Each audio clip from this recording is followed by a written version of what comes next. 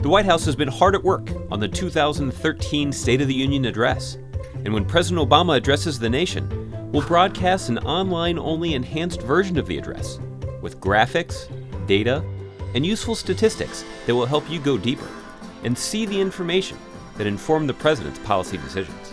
You can watch the speech at whitehouse.gov/SOTU or at the White House app on iPhone, iPad, and Android devices.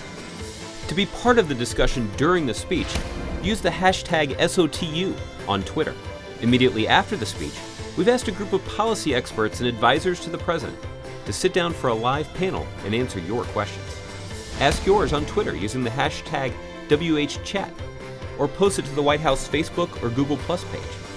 So tune in Tuesday night at 9 p.m. Eastern and see the president's enhanced State of the Union address and learn more about the important issues facing our nation.